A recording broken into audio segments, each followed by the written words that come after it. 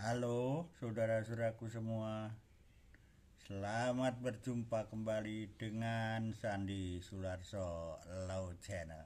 Kali ini dalam konten saya akan membahas masalah yang berhubungan yang viral pada akhir-akhir ini, yaitu mengenai kekuasaan kepala daerah berhubungan dengan pemerintahan pusat dan kekuasaan dalam suatu partai. Ya, bagaimana ini lingkaran tersebut dalam menjalankan tugas dan wewenangnya masing-masing. Yaitu saya beri judul Aspek Negara Kesatuan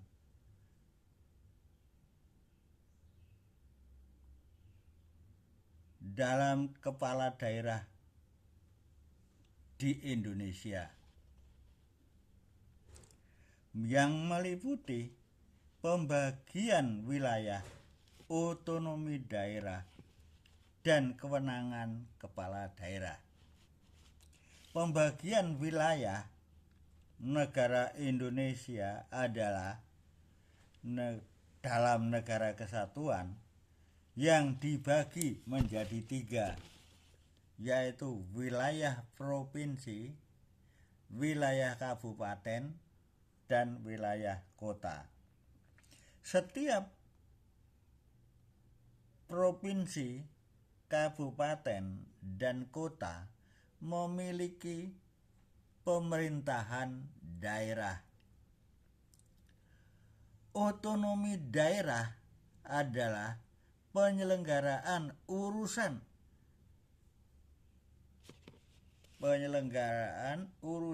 pemerintahan oleh pemerintah daerah dan DPRD.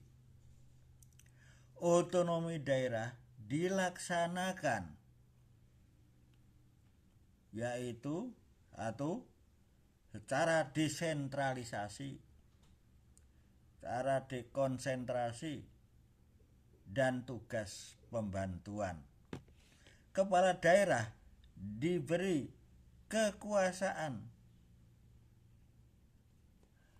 untuk mengembangkan potensi yang ada di daerah. Ini yang berhubungan dengan PAD, pendapatan asli daerah. Ya.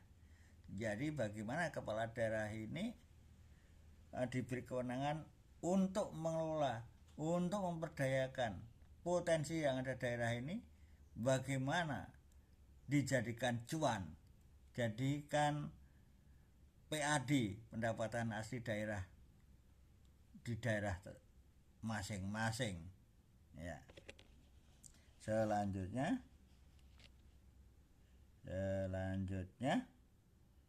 kepala daerah punya kewenangan untuk mengajukan rancangan peraturan daerah.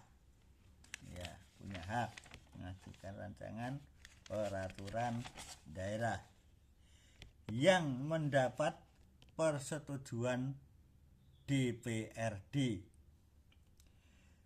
Kepala daerah punya kewenangan menetapkan peraturan kepala daerah dan keputusan kepala daerah, dan punya hak untuk mengambil tindakan tertentu dalam keadaan daerah sangat mendesak. Jadi bisa saja mengeluarkan suatu surat keputusan demi kebaikan daerah masing-masing. Ya. Selanjutnya pemerintah pusat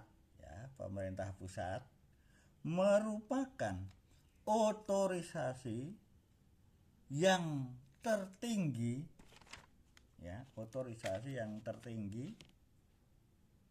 dalam negara kesatuan Republik Indonesia.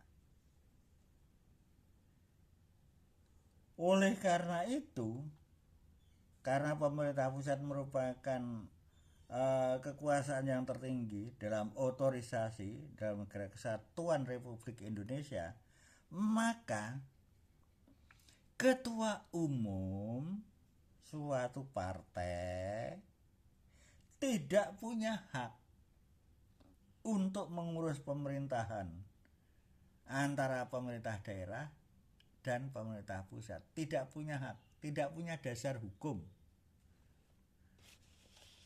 Dasar hukum peraturan daerah di Indonesia adalah Undang-Undang Nomor 23 Tahun 2014 tentang pemerintah daerah.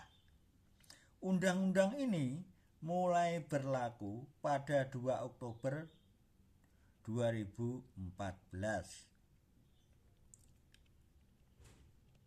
Selanjutnya, selain itu, dasar hukum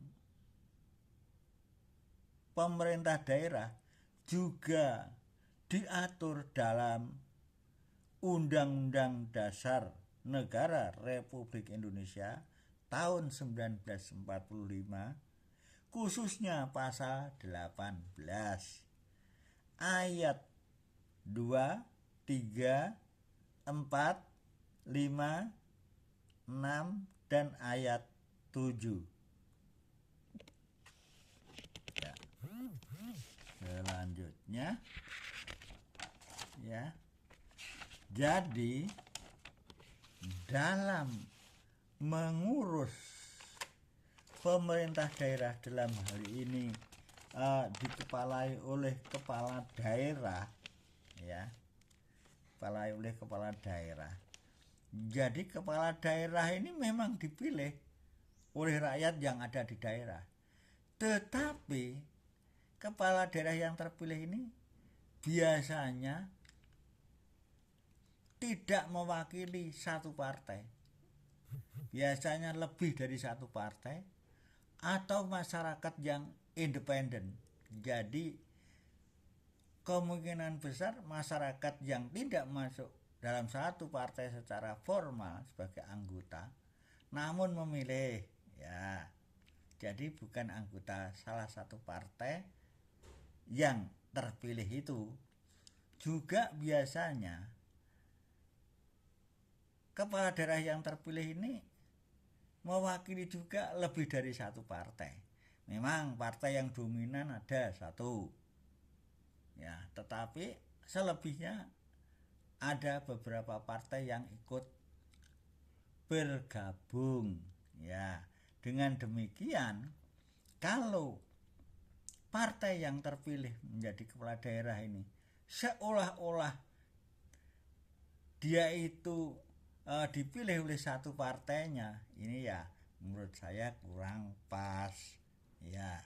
Untuk itu perlu ditinjau kembali ya. Jadi kalau kita melihat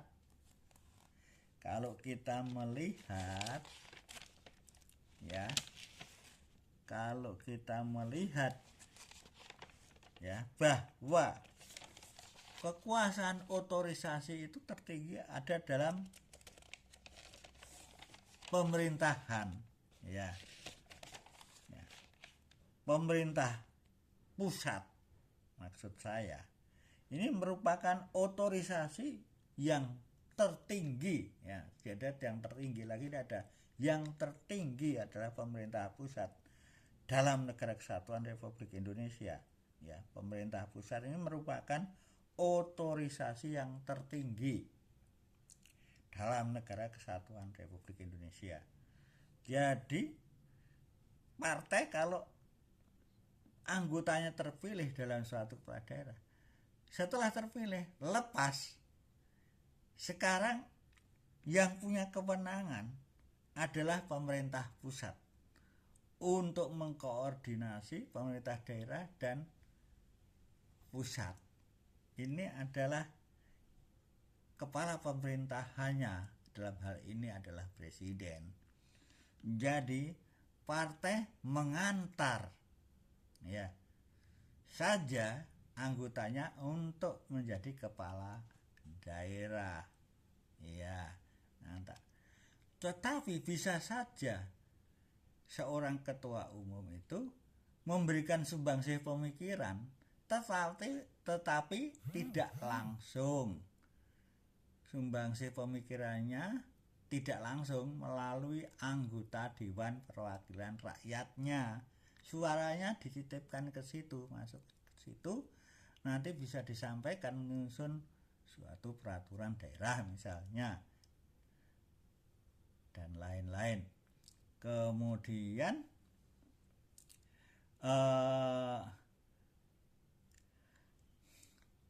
yang punya otorisasi tadi adalah pemerintah pusat, dalam hal ini ada presiden sebagai chief manager untuk mengatur pemerintah daerah dan pemerintah pusat.